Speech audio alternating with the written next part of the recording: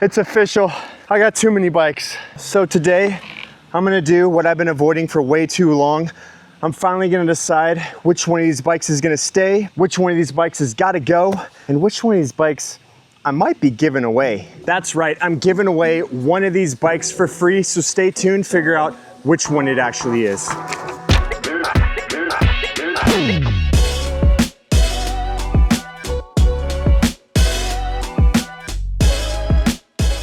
First up is a Trek Fuel EX7. This bike right here is a special place in my heart because I traded in my dream bike to be able to get this Fuel EX for my son. So go ahead and open your eyes.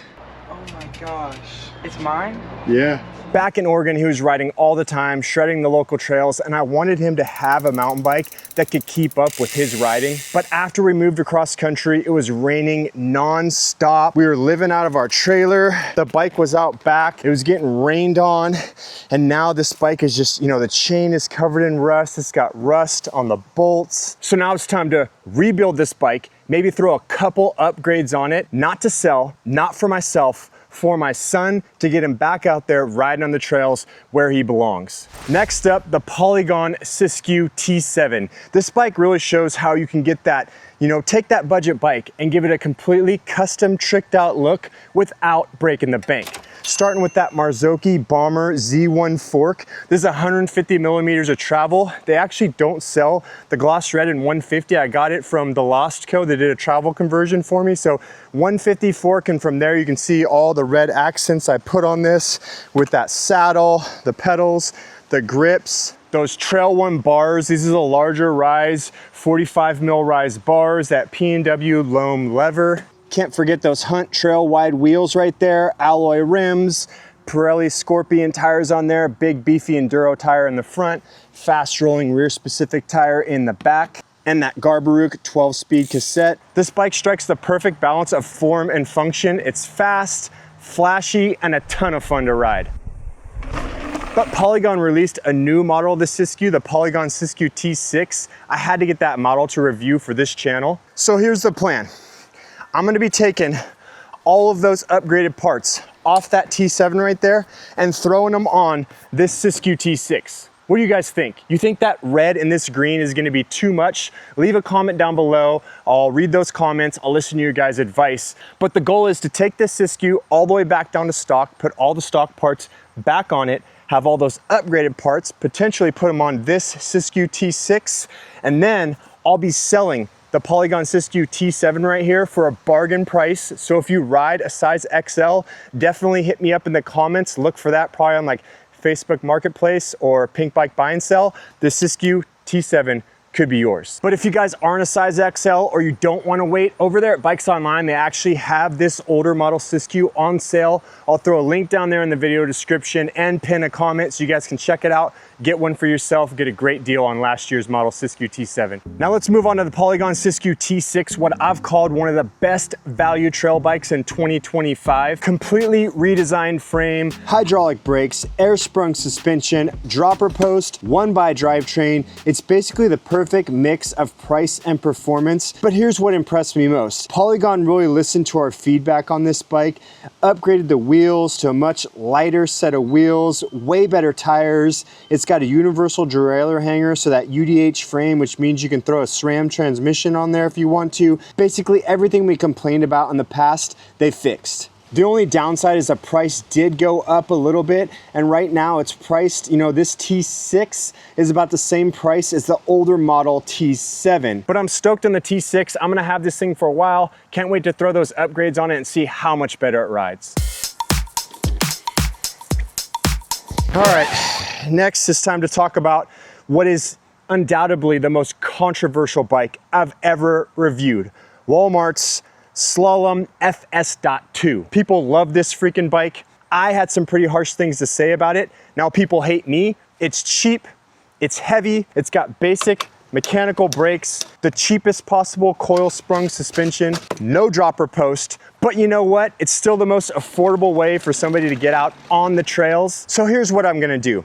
I'm gonna upgrade this bike, not like go overboard and throw $6,000 worth of parts on it, just enough to kind of fix it, maybe throw like a quality air fork on there, definitely a dropper post, right?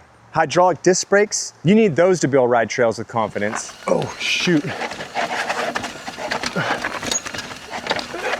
And then after fixing this bike, I'm gonna give it away. So now's a good time, subscribe to the channel, hit that bell notification, whatever kind of YouTube shit you gotta do to make sure you don't miss that video. And before you click away, you gotta see these next two bikes because those are the ones that really have me torn right now. They're two of the most expensive bikes I own. They're two of the bikes I definitely love riding the most.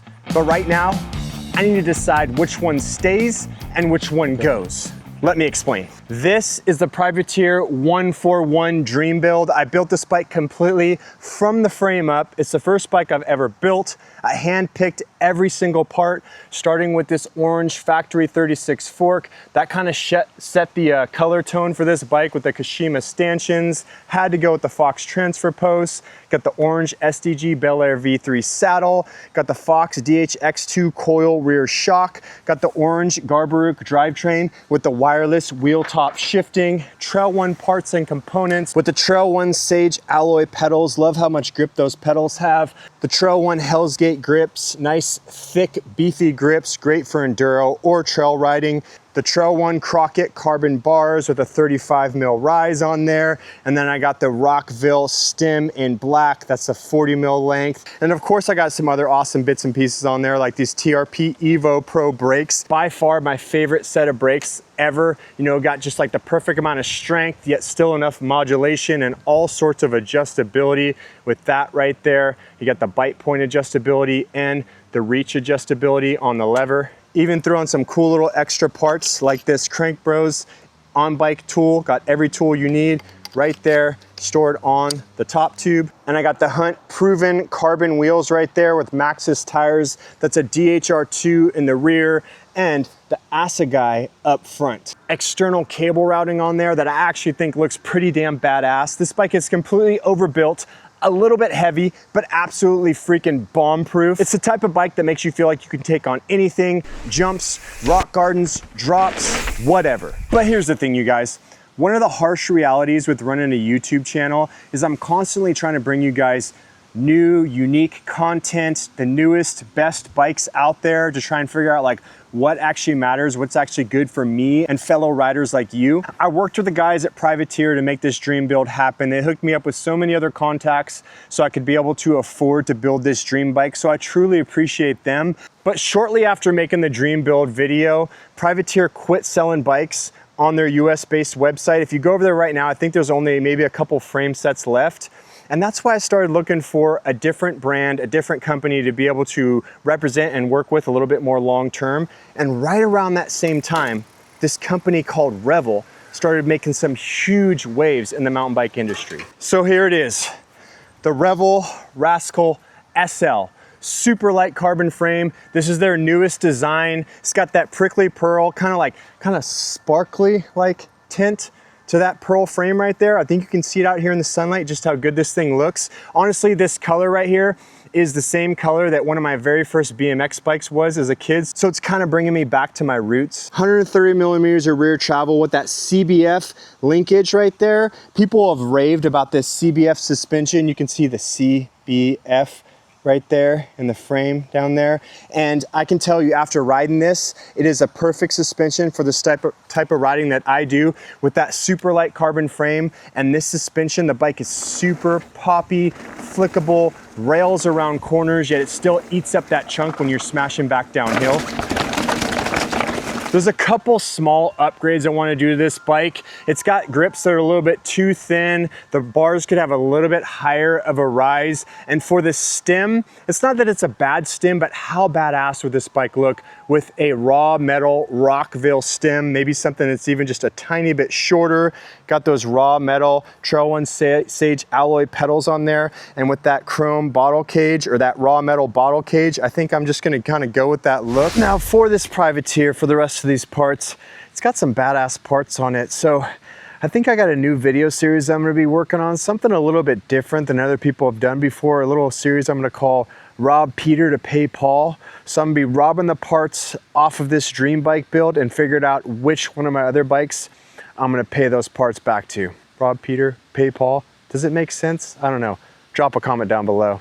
Sounded good in my head, but saying it out loud, shit. There you guys have it, 6 bikes. I got a lot of work to do. Stay tuned for that next video. If you guys haven't yet, now's a good time to smash that like, hit that subscribe. See you guys on the next one.